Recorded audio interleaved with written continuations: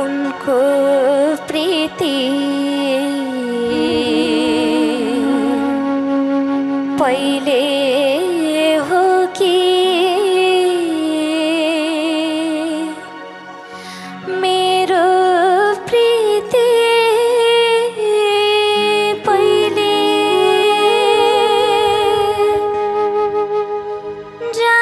जान्दिन म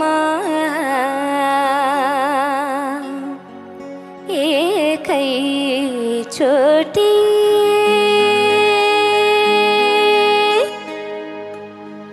के भो कुन्नी कहिले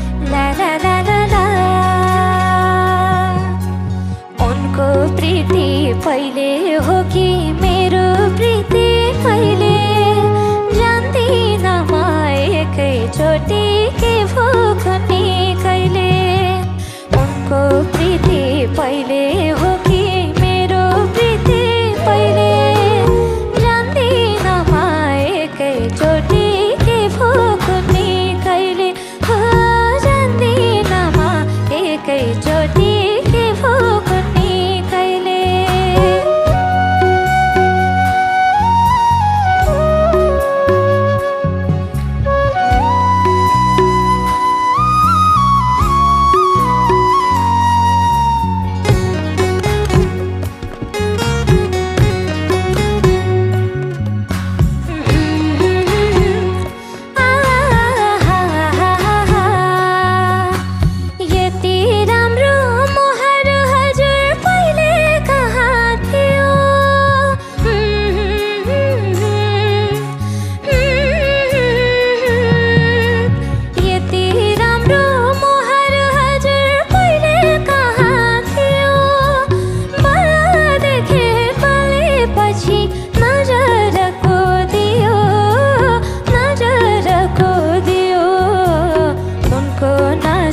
पहिले हो कि मेरो नजर पहिले जान्दिन म एकैचोटि के भो कुन्नी कहिले उनको प्रीति पहिले हो कि मेरो प्रीति पहिले जान्दिन म एकैचोटि के भो कुन्नी कहिले हो जान्दिन म एकैचोटि के भो कुन्नी कहिले